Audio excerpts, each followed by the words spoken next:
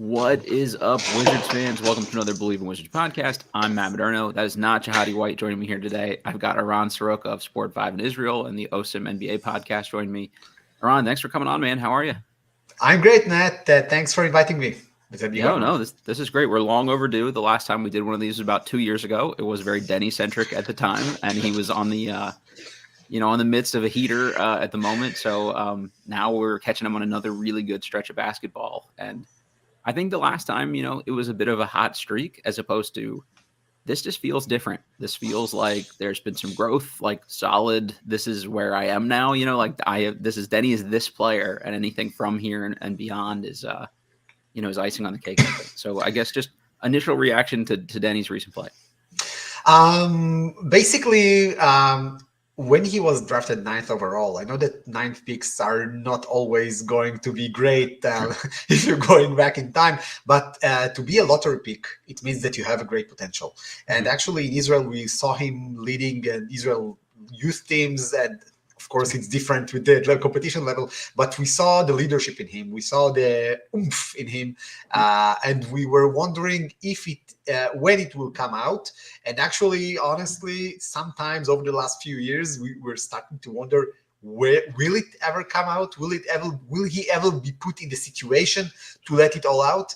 But then it just happened lately, and in terms of the situation that allowed that, there's a lot of things to discuss. But basically, he just both in his place in his rotation, both in the situation of the Wizards, and both in his personal development, it looks like we reached a level that he's finally starting to show up what we always knew that we expect him to be.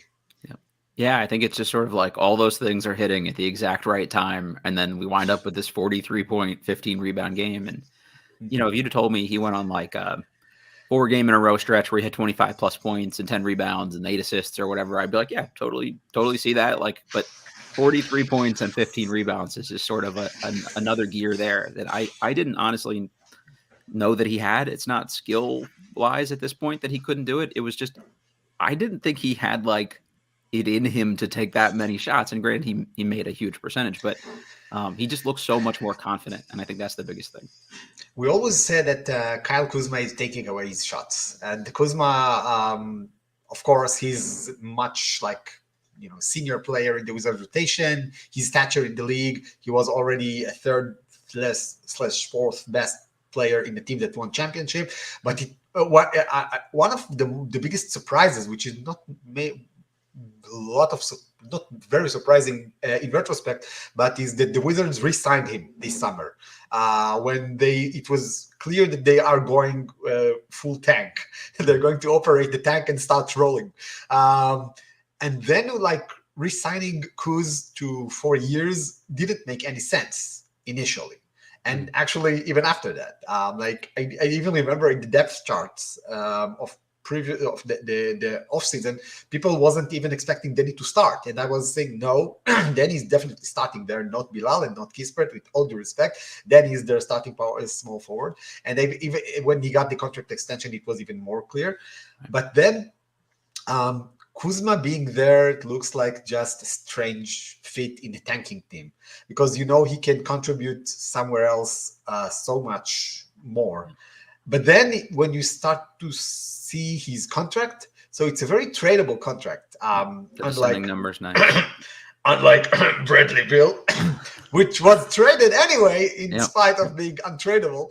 And so it didn't made sense that the new management and because they came from Oak City and the Clippers, they're bunkers. You don't know anything about them, and they're very diplomatic in their answers, but you don't really know how they envision Deni to be like a cornerstone of the Wizards going forward.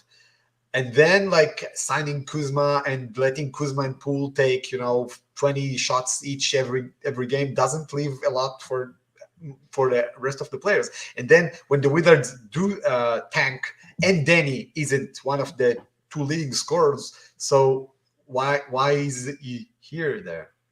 What he's doing there? So in terms of shots, whenever Kuzma just was absent with the illness, So then he just took over and took more responsibilities, and it was awesome to see, because I think it was, as you said, it was a long time coming. And actually, I was asked that evening by the host of the news main sports news show in the sports channel, if we ever going to see Deni doing this again this season. So I said in one word, absolutely. In two words, absolutely not. Mm-hmm. I do think that the days of Deni sneaking up to people, like being in the fourth or third page of the scouting report, are gone right now. And being like treated like a star, it will be much more difficult for him. And I remember last year, in like March, April, he went on a similar heater after Bradley Beal was shut down, and he had like the 25 game against the Celtics in the amazing win. But after that, opponents started to treat him as the star. And I personally remember a game where the Knicks were playing the Wizards, and Josh Hart just locked him down. Yeah. It locked him down and like went into his life in like, I don't want to leave here afterwards. And it just caused him like, I think 8 turnovers or something like that. And it was like, okay, it was a rude awakening for Deni. Sure. But now I think that his game is much more diverse and much more confident than even like what he was up to the last season. Especially we had the shooting mechanics, which looked much more better, and the confidence and the ability to attack from different angles, to use screens. Suddenly, the Wizards are running plays for him, running plays as a set shooter, running pin downs for him, and like going everybody. There was one play against the Pelicans where he happened to be on Jose Alvarado, and everybody just go away.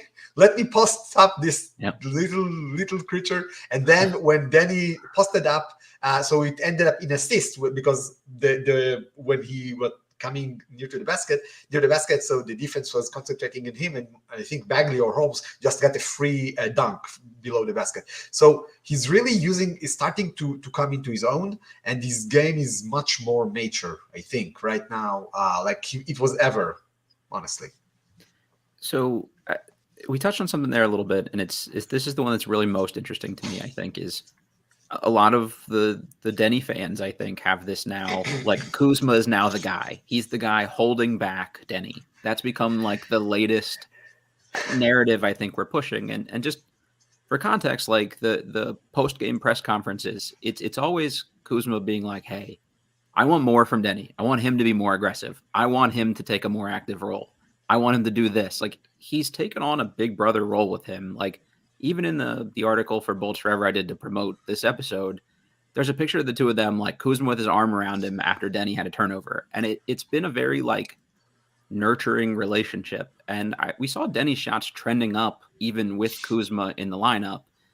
What I think will happen is we'll see Deni more in the 10 to 15 to, on a good night, 17 kind of shot attempt role, as opposed to 25 shots. And that's probably okay. But what I don't want to see is, well, Deni didn't have 43 points tonight. It's because Kuzma's back and it's his fault. Like, I don't think that's a realistic expectation, but I don't think there's any reason he can't be around a 20-point per game scorer for the rest of the season. And I think that's better for both of them. And I think the other thing that helped in that game was we saw a much more under control Jordan Poole. He was in the flow of the offense. The ball moved. There wasn't one guy where the ball kind of stuck. And that's something that Kuzma has been bad about for the last 2 months. But previously, that had not been an issue.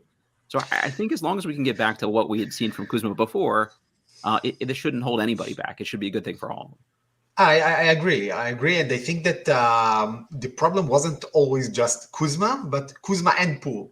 Because when two of them are combining for like 40 or 45 field goals, and some of them are just like, out of the flow of the offense. Exactly. They're just like going 2 steps after the half court and just launching a 3. And where Damian Lillard is doing that, or below, or Steph Curry is doing that, that's completely fine. Okay. But Jordan Poole is hitting 30% of his threes this season, and 40% of actually exactly 40% of his field goals. So it's hurting our eyes and it's hurting everybody's development, and it's not good sport. Like the Wizards are actually virtually a lock to finish bottom 3 and have like a puncher's chance, and not more than a puncher's chance for the 2 top picks in the draft. So basically, I do love Kuzma and Deni's relationship.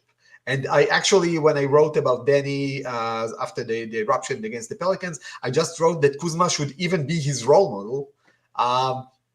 Minus the couple wild shot attempts a game, the couple of wild attempts, and plus the fashion choices. That's taken hold. Deni is all in on the fashion now, apparently. Yeah. He had Westbrook, he had Kuzma. He just like the best mentors in this regard.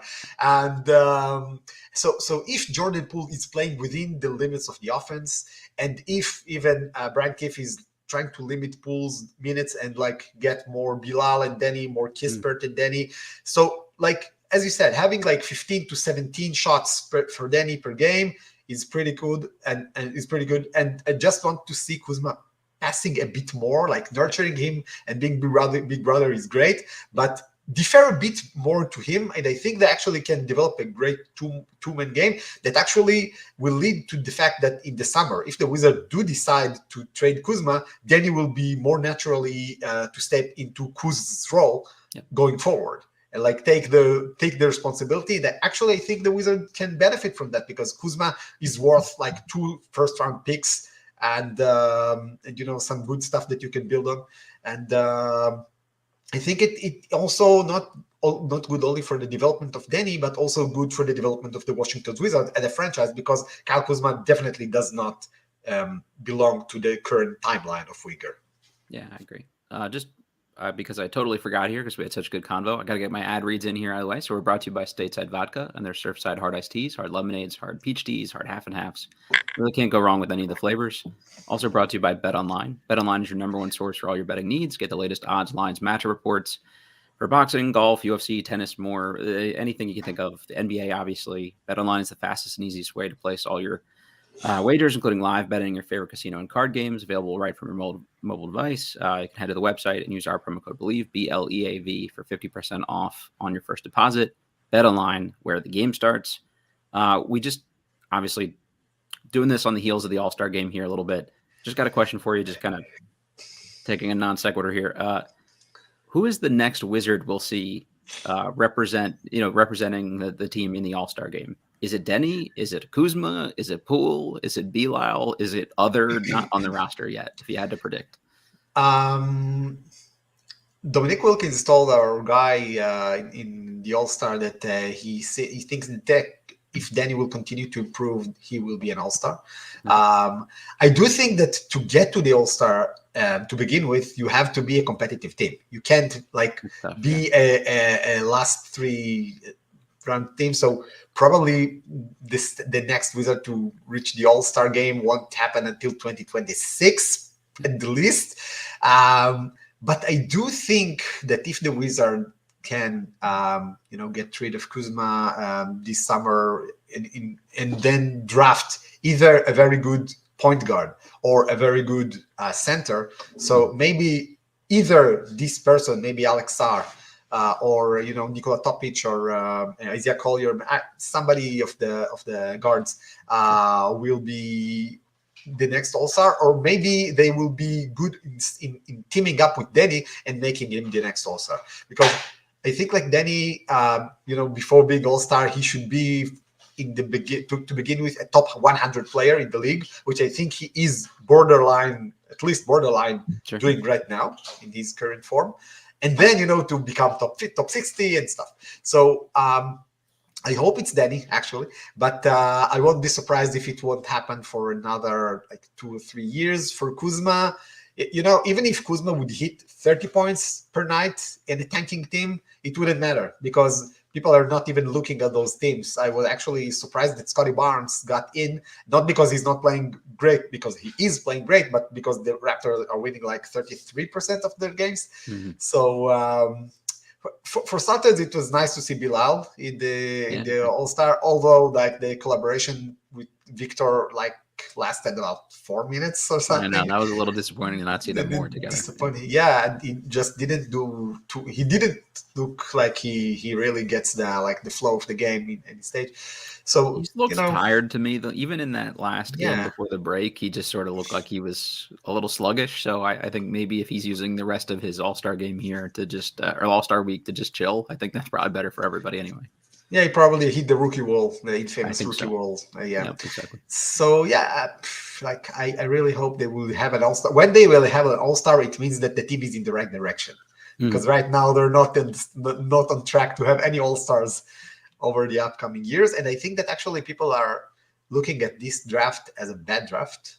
We can talk about this later, but I don't think that next year, even with Alex Sarr, or like even with the best players of the current draft, the winner will still be a bottom 4 or bottom 5 team next season as well. Yeah. Which also give them a good chance to have some. I don't know if Cooper flag because he plays Deni's position, but like Deni and Bilal's position. But I think they could all play together too. Yeah, I do think. Like, because their skills are not, they have all the necessary skills for players. Exactly. So, yeah, so probably like 2026, 2027, if the Wizards have an all-star, it means that in the right direction. So one of the common themes I've heard from Deni supporters has just been that first it was Scott Brooks. We threw him in the corner, terrible role. And I agree with that. Like that, they just didn't know what they had, I think. And that's been a long time Wizards problem. That's not even just a Deni problem. It's just, we drafted a guy and we don't even really know what he actually does well. We saw it with the Johnny Davis pick, where you call him a point guard and he's never played point guard in his life. He's played more power forward in his life than point guard. So this is a common theme. And then it was, hey, Wes is not using him right. And I struggle with that one a little bit more because I think they wanted him to be more aggressive. He just kind of wasn't ready to do that yet. And we do forget, because he's been here so long, that he is still really a young player. And that's something you kind of have to grow into. And I think that's something more that you see from the international guys, is this kind of understanding of seniority and pecking order. And that's in European basketball. Like, you do kind of have to like earn your stripes a little bit more than you do in the NBA. So I think that's sometimes something that you see with guys of like,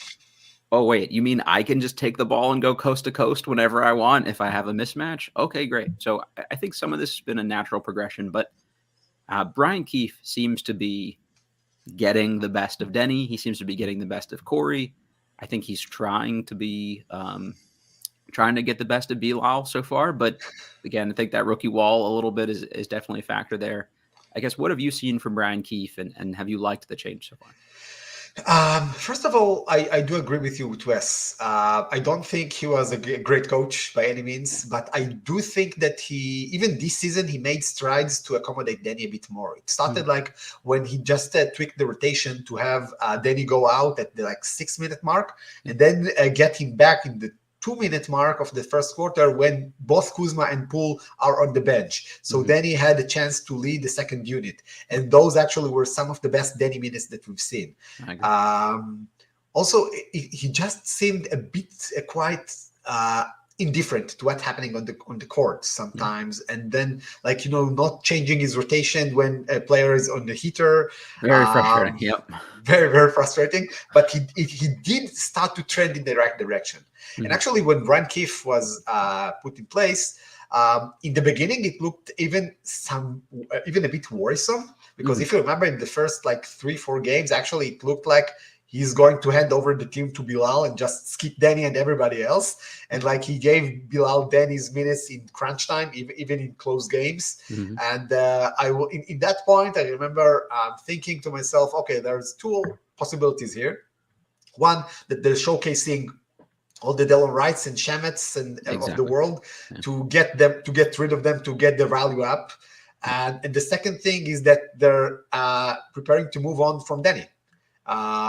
And from what I heard, there were some offers, there was some discussion about some contenders wanting Deni. So maybe they thought, okay, we already have the offers we want from Deni, so let's start playing Bilal as soon as possible. So one of those 2 options looked logical to me, and I just said, okay, before we hit the panic mode, let's just wait and see until the deadline passes. And I think that the pass of the deadline was some kind of a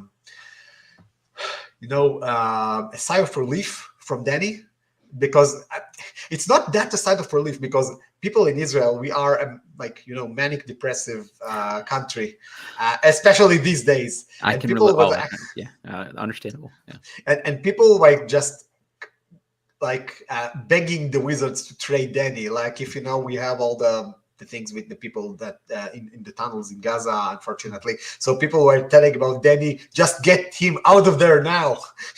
Similarly, like, black humor is a great way for escapism in Israel. So when when we approached the deadline, I thought that, like, the sentiment, at least my sentiment, was that either Kuzma or Deni won't finish the deadline as Wizards. Mm-hmm. And when they both did, it was a bit disappointing in that regard, because I thought that, like, somebody is going to make way, but it didn't happen. But then the sigh of relief, like, then he still knows by the actions of the Wizards front office that they do want him to be a cornerstone of the team. Yeah, I think that and the extension have been two things that are good for his confidence. I think of, like, oh shit, these guys, they see me here, like that. I think that's a positive. Yeah. So in this case, they did give him, like, more of a green light, and I think that Deni, just knowing that this can be my team going forward, that this can be like my third quarter of the season going forward, where I can, like, shoot more and try more. I was actually quite surprised that they didn't trade Tyus Jones, because he had an expired contract. But then in retrospect, like, probably they didn't have good enough offers. And also, Tyus Jones had a $50 million contract, and in the new CBA for contending teams, that can be a lot for a second string point guard. Agreed. Yep. So since the deadline passed, I think that Deni's playing even more freely. And like, knowing that this team really wants me and really wants to go to roll with me.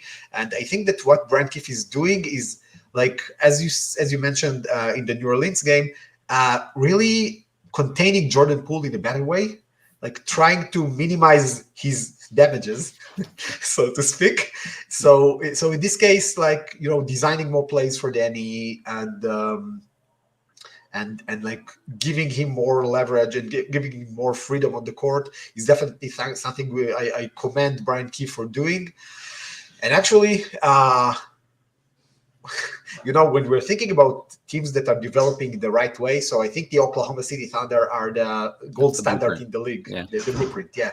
So they brought a president that was in the Oklahoma City Thunder, general manager that was in the Oklahoma City Thunder, and then they handed over the team to a coach that was in the Oklahoma City Thunder. So basically, I do think that now he's in the right hands. It will take time for him to really develop into his best form, but now, like, the runway he has is much better than he had in any stage of his career. I'm not even talking about Scott Brooks, when Bradley Beal and Westbrook was doing my turn, your turn, and nobody else was touching the ball for, like, hours. But now he does have more runway to try and experiment, and I love this. We talked about this on our last podcast about the Wizards moving more back toward this everybody eats era of Wizards basketball. And I think that's really kind of what this team should try to do to be more competitive.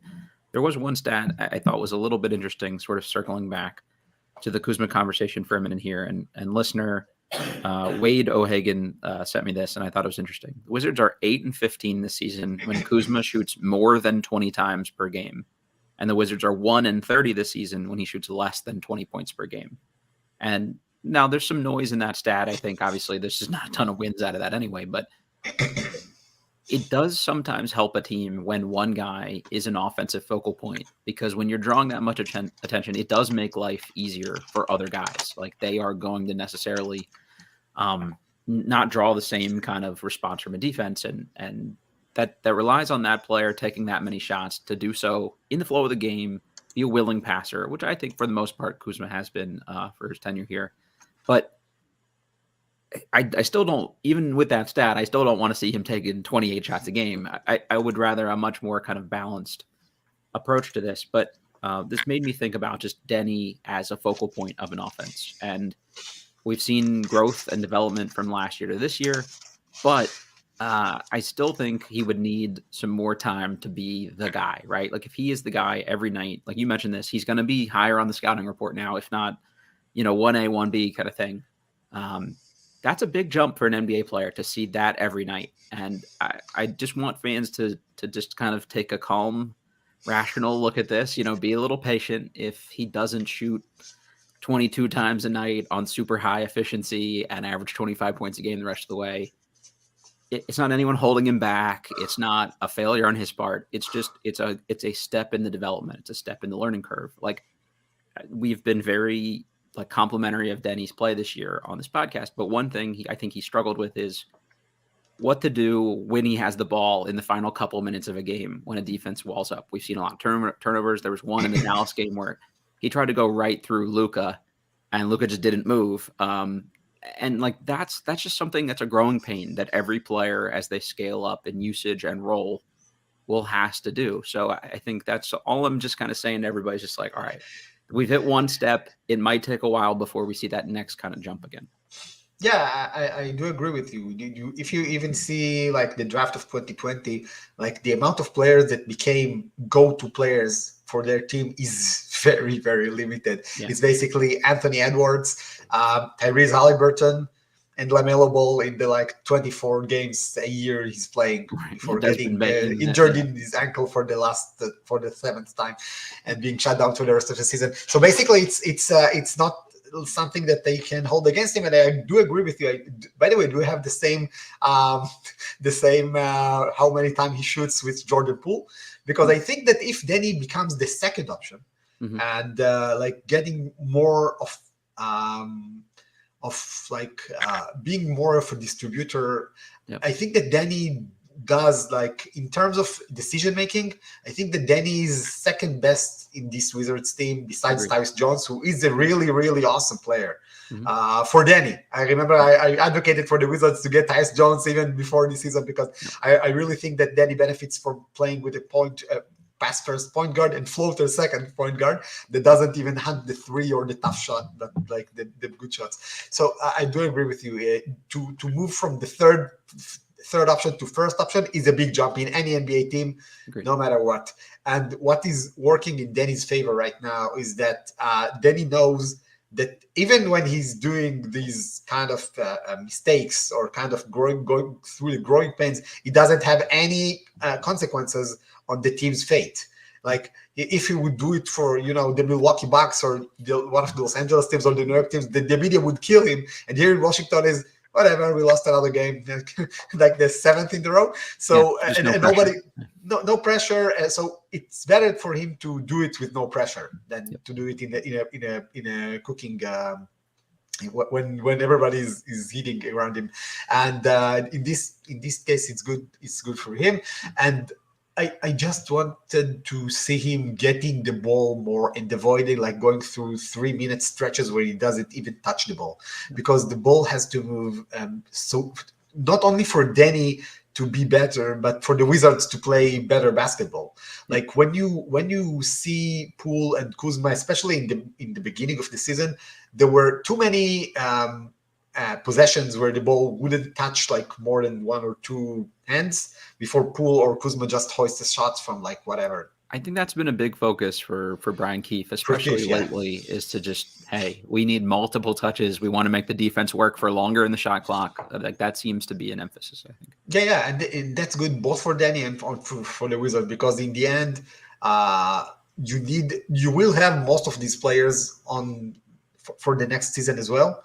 And you don't want to start the next season with you won't have Brian Keefe, for example, the head coach, but you will want to see a coach that takes the same approach in the terms of offense, in the terms of flowing offense. I wouldn't write that off, by the way. I'm not convinced that they won't give Keefe a very long look at keeping the job here. He seems to be kind of a dude that they have a lot of confidence in. I'm sorry to interrupt, but just throwing that up. No, that actually. I wouldn't oppose that, because Phil Jackson isn't coming back from retirement to coach the Wizards, and Jordan Auerbach isn't going through the door.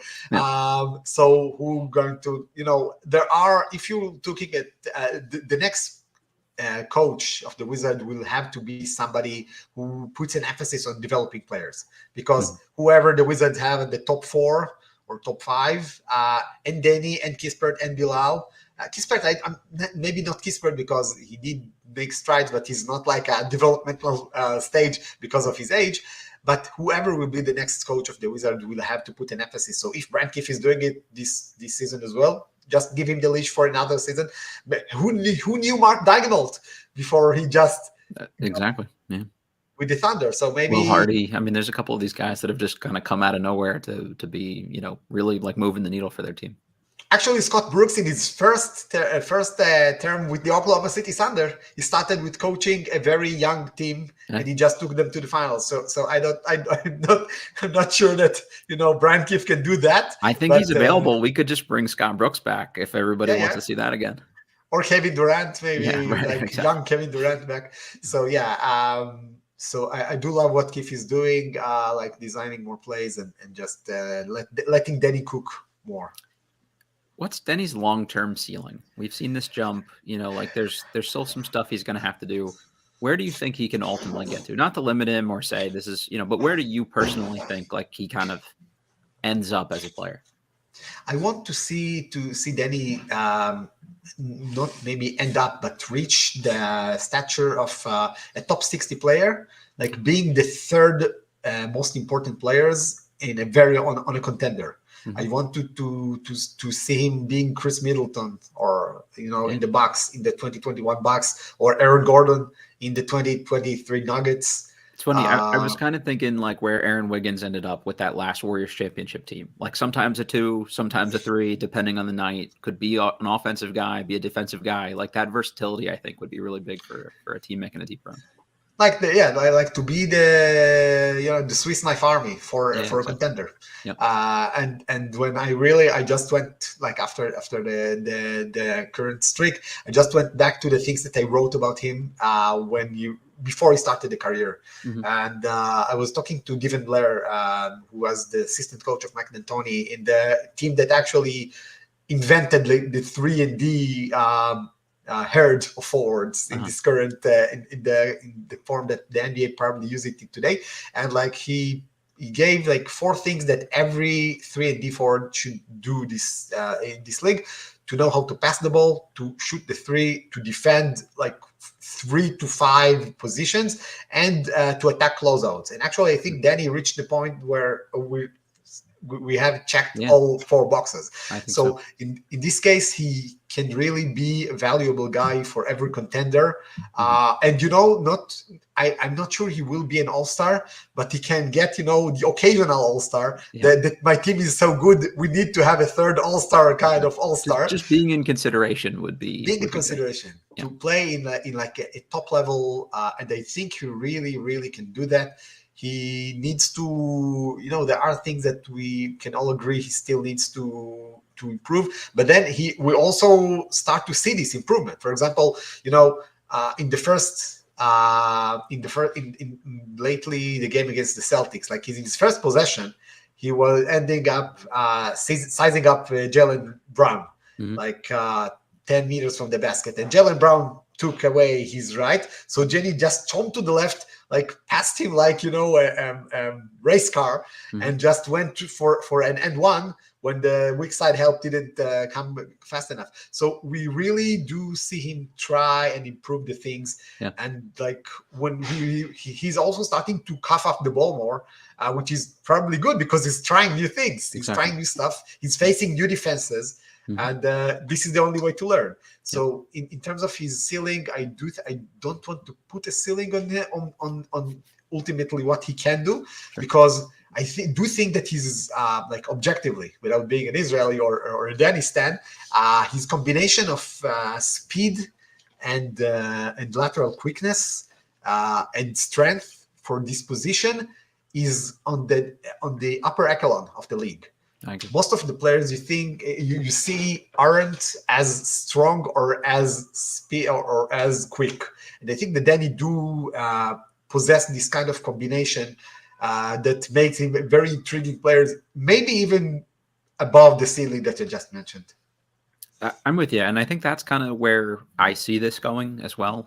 It's the quickness thing that you just mentioned that's always been the thing I think I've underrated the most. Like I've always talked about how he's a strong player. I think he's better defending bigger players. So he can defend anybody to a certain degree, but like the Giannis's of the world, I think he does a better job on than he does like a Damian Lillard, for instance. And that's a tough assignment either way. So you're kind of in a tough spot. But that first step offensively has been more impressive, and I think that's something he's worked hard on. He looks a little more explosive this year, I think too. So one of the other things I've kind of pointed out with Deni is it's never been a question of working hard. Like you see him being one of the guys that'll stick around after a game to get shots up. It's the working smarter, not harder piece of it, and sometimes getting a ton of shots up with bad form.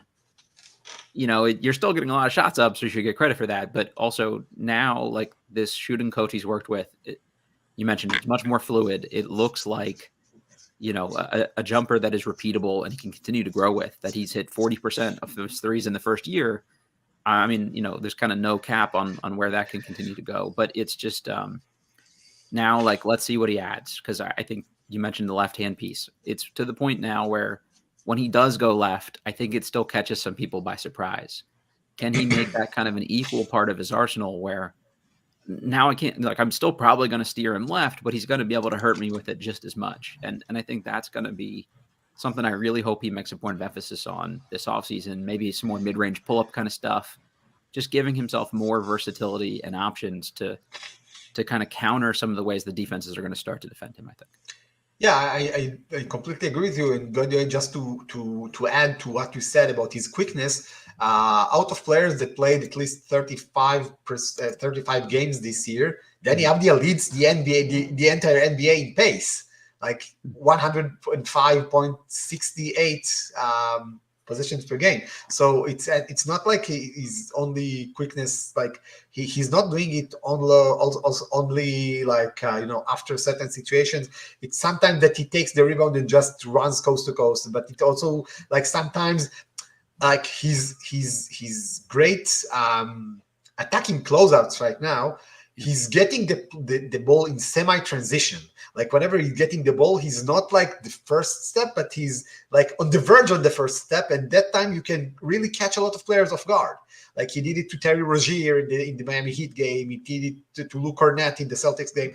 And it's actually helping him like get more opportunities to both himself and to his teammates. And that's great. And I do think that, yeah, we do see him try to dare more, going to his left. And for example, yeah, I mentioned the Jaylen Brown thing, and also like even starting with the left and like Euro stepping to the right. Yep. Sometimes it's a good change of pace, a change of hand. So yeah, I do think his offensive arsenal is great. And like to take what you said about the 40%. So in this in the one of the articles that I did before, I just Joe Ingles was the comparison that they had like 4 years ago, and I spoke with Tom Caspi. And he says if he ever, he can be Joe Ingles if he gets to 37%. If he becomes a sharpshooter, like a 40% guy, the sky's the limit for him. Yeah, I agree. And that's what we see right now. He's actually, from the beginning of 2024, he's shooting 48% from three. He's seventh in the league. And it will not be sustainable for the rest of his career. That would be tough, yeah. Yeah, but landing on like 39 to 40% from three will definitely change his outlook.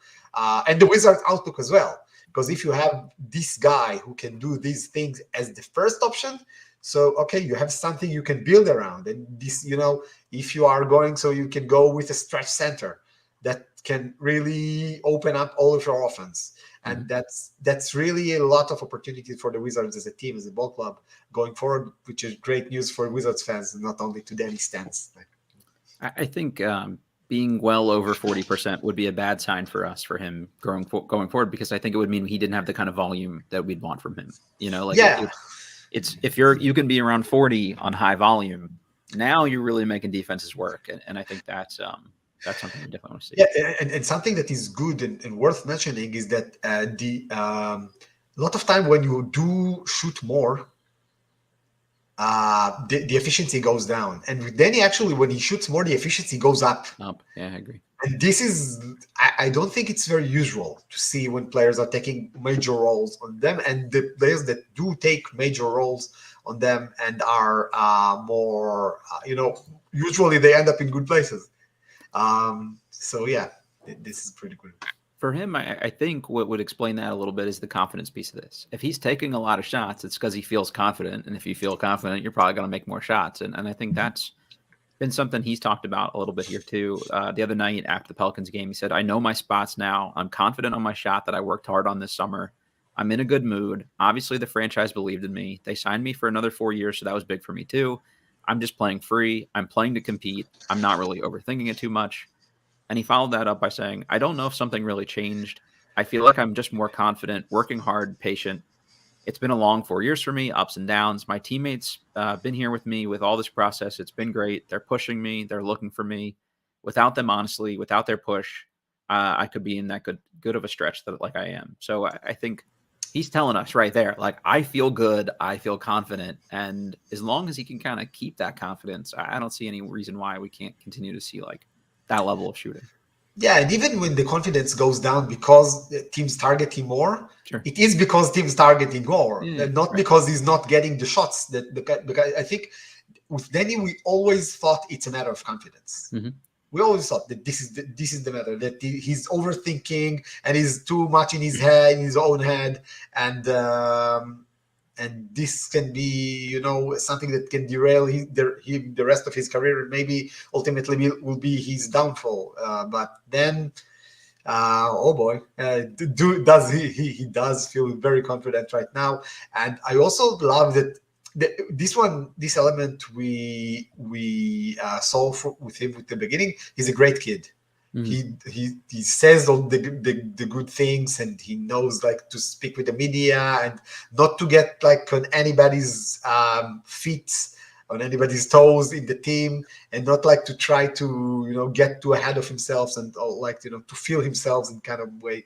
So in this case, I also love to hear him getting interviewed after the games, because he has great insights, and actually love that he said that he's really believing in this team, which is actually, as I say, most of Deni's fans are not believing in this team, but I do think that like long term, he's in the right place from him right now, and people are like in Israel and in Europe generally, the notion of tanking is unfamiliar concept. Yeah, exactly. No, it's a foreign concept. Like it's like in Israel, if your team stinks, you're being relegated to the second to the second division or to the third division, and then go completely off the map. Like in the NBA, they're not punishing teams for losing. Yeah, you get a prize for doing it. Actually, yeah. Yeah. So this whole notion for people who are not. Every time we do have successes in Israel, we do have a new bandwagon fans. Yeah. But then the bandwagon fans that are, Maccabi Tel Aviv fans or Paul Jerusalem or Paul Tel Aviv fans, they're just coming to, okay, this team is losing. Why are people so happy? Yep. And you say, okay, they're losing because they're supposed to lose. What do you mean supposed to lose? Why would you build a team to win do that? Basketball games. So you can say in the NBA there are 30 teams, and that like every year, contrary to what Jabari Parker just said a year ago, not half of the team are trying to win. Like three-quarters of the team, 2/3 of 3/4 of the team are trying to win something, to win a playoff spot at least. Yeah. And like the seven other doesn't have any reason to try to win. So they're just going to tank and just going to build themselves. So I had to explain this to a lot of people in Israel because this is like a foreign concept, literally a foreign concept for us. It definitely takes some getting used to also. Like, wait, we incentivize a team for being so bad. Just a second ago, you mentioned Deni's kind of grab and go potential. I think that was always the thing that stood out for me the most with him. And I wrote about post-draft was just, I think that was the thing he could immediately contribute is this is a guy that can rebound and push the ball on the break. And that was something that was sort of, even 4 years ago, was like still something trending up in the NBA. It's something we saw, Russell Westbrook do here at a great effect of, if you don't have to get the rebound and then look for someone to outlet to, you've put so much extra pressure on a defense by being able to just take it and get it off the rim. And And that's something I think the Wizards seem to be prioritizing with the people they're looking for personnel-wise. It's something Deni can do. It's something Kuzma does to great effect. It's something I think Koulibaly can do long-term here too, especially as he gets a little stronger and hits the boards a little bit more. So that's just something that I think you need in modern basketball to stress these defenses. And I think it's maybe the thing he's kind of done the best from day one. It's just now they seem to empower him more to want to keep that ball and do that. And that was really the piece where, like, the thing that if I am a Deni hater, the thing I've always said is him as a point guard does not work. Like he cannot be your primary offensive creator. What I want to see from him though is as soon as he gets the ball, just take off every time. Just like, and even if you have to pull it back, so be it. I trust the decision making enough that, if he's the guy with the ball, we'll feel good about that. It's just him slowly bringing the ball up court to trying to run the play and create good shots for others. That's where I don't see it the same way other people seem to see it. And that's not a knock on him. It's just, I think where he can have the most value is this grab and go piece. The list of players that can do what you mentioned right now in Deni's size is basically like Luka, Tatum, LeBron, probably Giannis in some terms. So like Deni is not on that level yet. But I do. It's funny that you mentioned Westbrook because too many times under the Scott Brooks regime, when Deni grabbed the rebound, he had to handle it to Westbrook and just run to the corner. Sure. And Westbrook was bringing the ball up slowly a lot of time. We didn't do Deni or the Wizards any favor. Like the Wizards did reach a playoff that year, but it didn't do Deni any favors. And it was not like a successful long-term strategy. Luckily, LeBron wanted Westbrook luckily for the Wizards. But I do agree with you, like running the ball up. And I will add another dimension to it. Being the point guard, the full point guard, no. But being the secondary playmaker is something that's huge. Yeah. That's huge. And when we talked about like Deni getting the ball in semi-transition or like in the initial switch that defenses are doing, and then Deni goes downhill, and then you have two shooters in the corner that Deni can pass to. Because another underrated, I think, element in Deni's game is his ability to pass through to pass from dribbling. Like to dribble to the basket and then just see a player. Just the live dribble passing is definitely something 6'8" guys don't do particularly well. So it's something he has that not many of his archetype guys can do. Yeah, and he can handle it. He can hand it for alley-oops, and he can like push it, pass it behind his back, and he's really has some virtuous passing also this year. So like whenever Deni getting the ball in semi-transition to do the secondary playmaking, I think that's where he's best. And also, like as you said, going downhill is huge. He's huge, and he's really just starting to scratch the surface and unlock the achievements and unlock the things that he can do. Just a comment from the chats here. I want to hit on. Joey said, "Nah." When I mentioned mid-range pull-up for Deni, he said, "Nah, mids are anti-analytical. Floaters and post-up maybe. Actually, floaters are a bad efficiency shot for most players in the league. But if you look at primary offensive options for NBA players." Every team has a guy that they can go to late in the playoffs that he can score from all three levels. And sometimes that is a mid-range pull-up. And it's maybe not the highest efficiency shot as opposed to a layup or a wide open three, but you have to be able to do that. Somebody has to be able to shoot from that space of the court, just the way they guard teams. So for him to take that next step, that's a counter he'll have to be able to do. I'm not suggesting he takes 17 of them a game, but if that's on the scouting report, it's a different layer that you have to account for.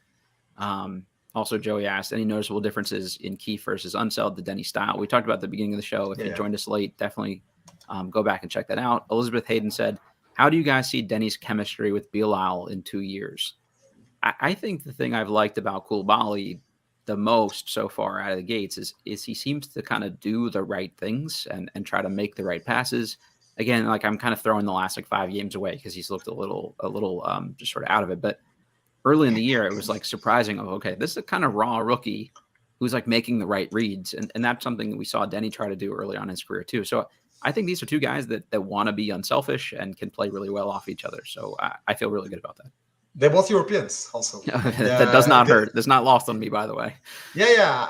And they do think that it, but by the way, I just checked the stats of Deni in pull-up twos this year, and it's not going to be flattering. He has like 8 of 35 pull-up twos all year. Actually, pull-up threes is 36%, but pull-up twos are that. And yeah, I do love the chemistry between Bilal and Deni, especially because there are the two players that try hardest on defense of the Wizards. So whenever, like, they have each other back. So Bilal can handle the initial action, and then Deni has it in the drop, and can either block or try to steal when Bilal is doing the initial reach. So I think that a lot of times this year we just saw them collaborate very well at the defensive end, and this actually leads to breaks, and in breaks then both Deni and Bilal thrive. So I think like we need to see more lineups with Deni and Bilal together to develop that chemistry. And actually, like both the stuff that they're both Europeans, and they both like had some kind of, Bilal had like a very Deni, if you remember, he came into the league in the COVID season where he didn't have like too much time to get himself acclimated into the Wizards, like 1 month from the draft to starting. And Bilal just had like 1 year ago, he was still playing for the Mets second team. So both of them had to like be very abrupt. So Deni can relate to that, and I think that Deni can take a mentor role with Bilal the same way Kuzma is taking this mentor role with Deni. Yeah, so building the chemistry with both of them is, I think, pivotal for the Wizards' future. And I do want them to see both of them play more. And the problem is that like Wes was too going like with either of them, because I think what else now is good is that the Wizard doesn't have Daniel Gafford, which is not a premier center in this league, but the option that they do have now, with the option that they do have now, Bagley and Holmes, which was done with purpose, on purpose. You can do play front court of Kuzma, Bilal, and Deni together, and actually I think it also like forces Kuzma to try harder on defense too. Sure. Because like two of your friends are trying, so why I won't be the odd man out. So I do think that we will see some Kuzma small ball center or Deni small ball center, and this actually when Kuzma tries, so you have a very switchable front court that can track long rebounds and turn them into fast break opportunities, and that may may not bring the Wizards to the playoff, but can create some fun basketball, which is something that Wizards fans were proud of this season. And yeah, you mentioned Oklahoma City East. I think that's really the model, right? Of everybody at every position can pass, dribble, shoot, and defend. At least theoretically, that would be great with that front court. Apologies in advance for the pronunciation here. Azana Cabret asked in the chat a little bit about who we should be drafting and focusing on. I think just circling back to the convo we just had, I would not be opposed to another European player who understands how to play team basketball and has the skills to pass, dribble, and shoot with positional size. So whoever that is to you in your mind, that's the kind of guy I would be keeping an eye on for them. We started a campaign earlier on our podcast earlier this year for Olivier Sarr, for Alex Sarr. Olivier is playing in the Oklahoma City. I loved Olivier, by the way. I had a lot of draft stock that year, so I'm glad he's actually like in the NBA right now. Yeah, we haven't had a campaign. We called it Sarah Sarah. Sarah is in his Ministry of Treasury, and like we thought that he can be a treasurer for the Wizards. And they think that having him as a stretch center, like if you're thinking long term about a Deni, Bilal, Sarr front court, I think this can be a very intriguing front court, like 5 years going forward. Sure. And Osara is not like Victor Wembanyama, like the flying spaghetti monster, but even with like normal dimensions for him. Normal big man dimensions, like the being 7-footer, 7'1". I do think that when you do see him in Perth this season, he is the ideal player to put next to Deni and Bilal, if you're not thinking, sorry, Kyle, about the Wizards' younger generation. And the other way, the Wizards are actually, they're not stacked on the two guard, but they do have Jordan Poole, which is, I think, untradeable as much or maybe more even than Bradley Beal. So either you bring him off the bench and put Kispert on second, because there are also another French guy, Zachary Zachet, that can play the two. But I do think that a center, especially given what the Wizards have now and the fact that they're not going to bring a free agent marquee signing, is a great way to create something that is sustainable for the long term. And either because Tyus Jones is going away, Delon Wright is not, and you don't have anything at point guard. So if Sarr is off the board, I would go for maybe another European point guard, maybe somebody like Nikola Topic, who is also big for his position, and create another fun combination. If you're not going to actually defend, at least be big for your position. Like it's like that's where Topic is right now. Like he's sort of he's there defensively, but I'd rather you be 6'5" in there than 6 feet tall. So it's at least something. Shahar Mizrahi asked, do you think Deni should be our opening point guard? I would say go back about 10 minutes in the episode. We covered that one. So something for you to circle back to. He also said hi to Soroka in Hebrew, which is like go Soroka. So yeah, there you go. I love that. And there's no translation button for me here on YouTube. Yeah. So filming. We mentioned the defense here a little bit. So in our last episode, I said that I thought Deni has been not as good defensively this year as he was the previous year. And the response I got to that from a lot of people was, how dare you say that Deni is a bad defender? And I would caution anyone to go back and look to that, like listen to exactly what I said. He has been a step back, or step down from last year's level of defense. And some of that could be the people around him. It could be the overall personnel on the team, although I don't think the defensive personnel was particularly great last year. I think it's just a matter of picking and choosing his spots a little bit more now that he's tasked with more offensively. And we've seen him defend. I'm not worried about that. But also, I think sometimes when you end up on a team where other people aren't defending and there's no consequence for not defending, it does kind of seep into your mindset a little bit here. I'm not saying that that'll be the long-term case, but we know when they want to be competitive again, he's a guy that can lock in and defend. And now we've seen him be more competent offensively. I think the next kind of step is also just putting those things back together. And it's not been bad. He's one of the two best defenders on the team. Like I hope nobody took that away from me saying he took a step back, but this was a guy that was an elite defender. And I just don't think we've seen that level of defense from him this year. So where are you at with the defense overall? A good friend of mine, Pini Barel, we run like a daily rundown of what Deni's doing every day. Yeah. He actually, like after every game, you can see like he does like an Instagram post about the percentage that Deni forces other players to shoot at the defender. And this is some of the numbers, like from lately. Versus the Mavs, shot 8 of 25 with him. The Celtics 8 for 22, the Timberwolves 12 for 32, the Heat 6 for 22, the Jazz 6 for 15, the Spurs 2 for 10, the Hawks 4 for 15, 2 for 15, the Knicks 6 of 18. So actually, it's 32%. He's holding rivals back, and I also feel it when I'm broadcasting the games. There are a lot of times where players are blowing by him in higher frequency than previous seasons, but it's part because of the additional responsibilities taking in offense, and part because nobody except Bilal and sometimes Kispert even cares or can compete in defense. Like actually, every time Poole is doing a defensive play, I'm just highlighting it. Like, yep, you saw Jordan Poole really tried in defense. Yeah, he really tried to take. Yeah. It was just mentioning that because you don't see that very often. So when nobody is defending besides you, so even like you personally know that if somebody will blow by you and if you have Porzingis or even Gafford, some kind of, which is the average defender, but a good rim protector and blocker.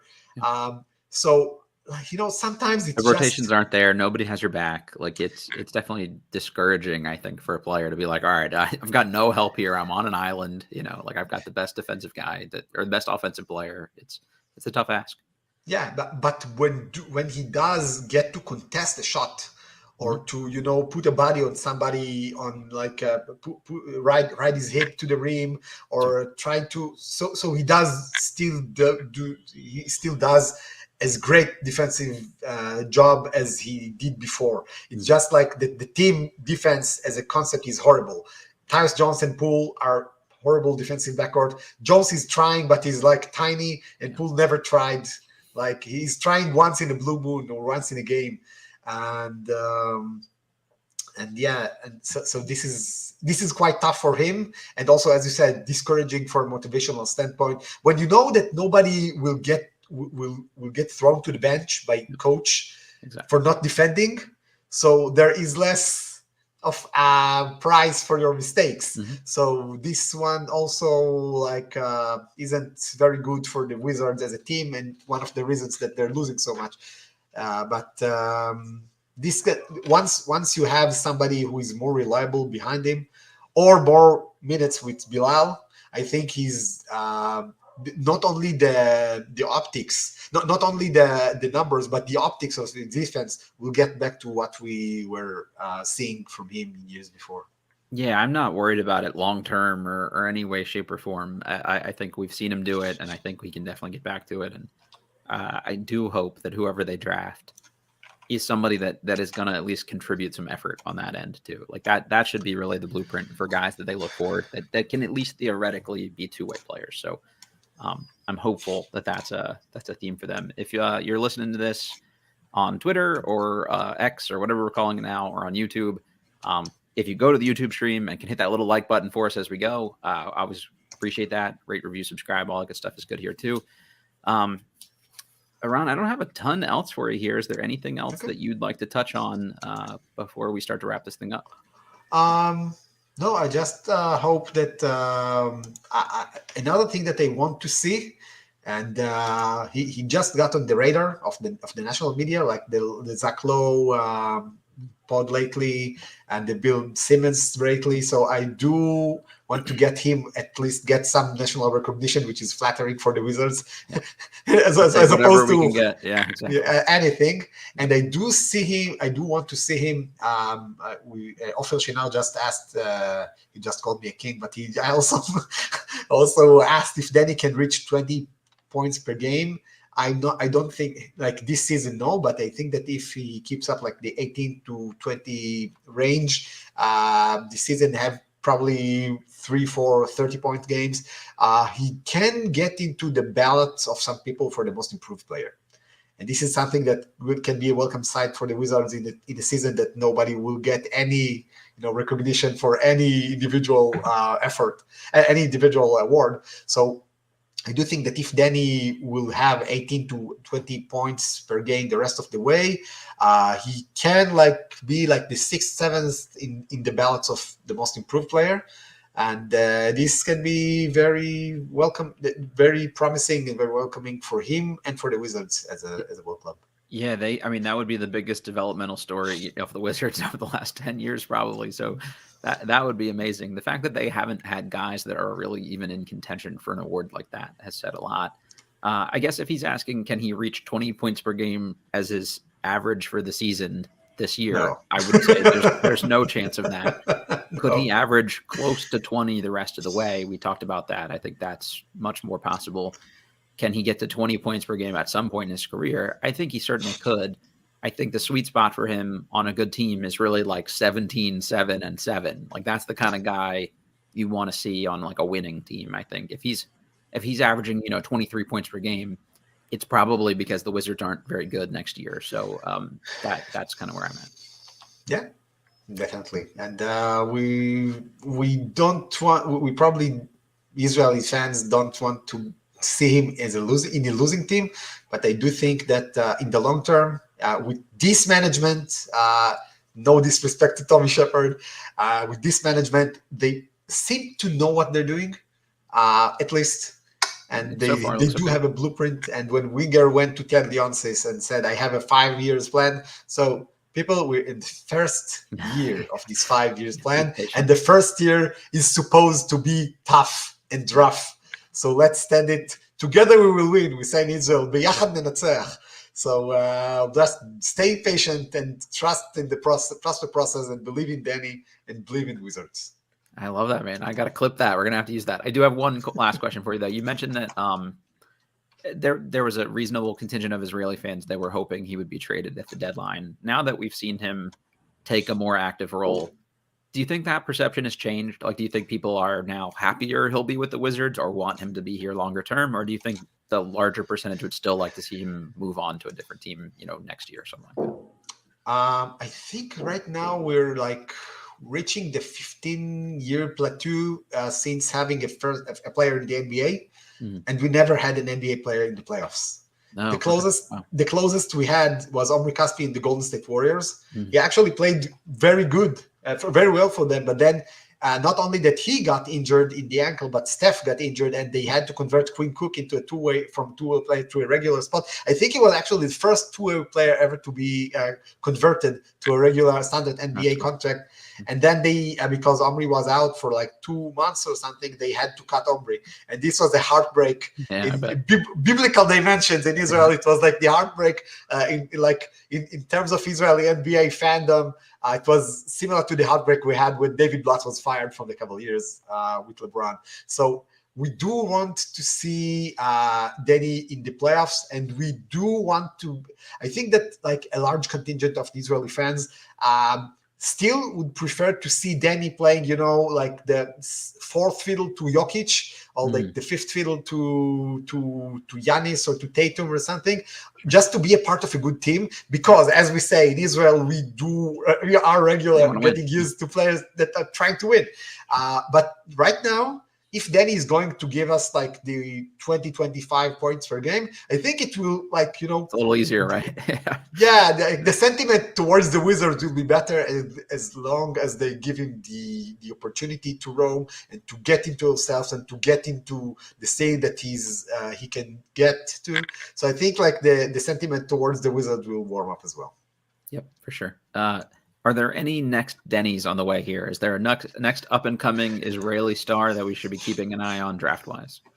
I don't see the names on the draft board, but actually there was a Basketball Without Borders camp where there were two Israelis getting there. One of them is called Ben Saraf, which is playing good minutes for one of the Premier League teams. He's right now injured, but he is like in the younger European Championship. He reminds me some kind of a Shai Gilgeous-Alexander type of player. He's like totally not Shai yet, but Shai was also a Basketball Without Borders alumni. But there is another guy who is actually an Israeli that is growing up in Florida. His name is Sean Abayev, and he was named one of the All-Stars of the latest Basketball Without Borders. I thought I just checked that I saw him on the recruiting rankings, something about like the 48 to 60 on two recruiting rankings for the 2025 draft. So maybe we got him. There are also actually a lot of players from the French league are going to be featured in this draft. And actually, one of the young guards there is called Noam Yaakov. And he's not an NBA player yet, but I do think he has a lot of potential. He's a great passing point guard. He has good shoot. He's shooting pretty well. He needs to be better as a shooter, I think, but he's a great ball handler. And last but not least, there is a guy that was actually a revelation for Israeli fans because nobody knew him before. His name is Danny Wolf, and he played great minutes for a team that reached the finals of the under 20 or under 19. Sorry, he's having a great college basketball season too. He's playing in Yale. I think he's playing in Yale. Yeah, and they're very good too. And if you sing his game, there's like again very very reduced version of Nikola Jokic. He's looking like he took Jokic as a role model and is trying to like be the passing center, the heavy center that is plowing his way to the basket. So actually, I think for Israeli fans, these are very exciting times. We have multiple players which can be future NBA players, and that means that also we're going to probably to have a very good national team in a couple of years. And last but not least, like this regard, we still have Yam Madar, who Mm-hmm. the Celtic draft pick was Yep. drafted in the second round. He's now playing for Fenerbahce, one of the top teams in Europe. In Europe, and he also had a buzzer beat against Real Madrid. So I think for him, like, he will probably need to start being like the 14th or 15th player in an NBA roster, or maybe even a two-way if he agrees to do that. But he's definitely at least a fringe NBA player, Sure. the rotation NBA player if he wants to. And I do believe that in some stage we'll see him. I've obviously seen him play before, but of the other names you mentioned, Danny Wolf is the one I'm most familiar with as a college basketball fan. And I think he's a guy that, if I'm a team looking to fill a two-way contract out, he's a guy I would immediately call. He's 6'10" and he shoots the shit out of it. Like, that's, hey, he's probably not the best athlete. He's probably a drop coverage big, but why not take a chance on a stretch big, especially, on a cheap contract? So, all right. Eran, this has been great, man. Thank you for doing this. We'll have to do this more regularly. I hope our guy here gives us something to keep talking about for the rest of the season. You do an amazing job. Where can people find the rest of your work and coverage? So basically, I'm writing and broadcasting games, mainly Danny's games, but not only. In the Israeli sports channel, so it's like basically for Hebrew speakers. But I also tweet sometimes in English in my Twitter in Sorokman, and also like the best podcast in the world, except I Believe in Wizards, of course, is our podcast Osim NBA, which is have like we do have a lot of Danny fans there. So shout out to them and shout out to your listeners as well. Love, keep up the great job, man. I love listening to your pod as well. Yeah, I appreciate that. For everybody that's listening to this and is not already checking out your work, I would strongly encourage you to do so. And again, we'll have to have you back. Hopefully we have like a nice end of season wrap up we can do here on our guy averaging 20 points per game the rest of the way and winning that most improved award. So you know the drill, everybody. Rate, review, subscribe. We always appreciate that. Click that little like button on YouTube for us. It's been Believe in Wizards, and we will check y'all next time. Oh, and we're presented by betonline.ag.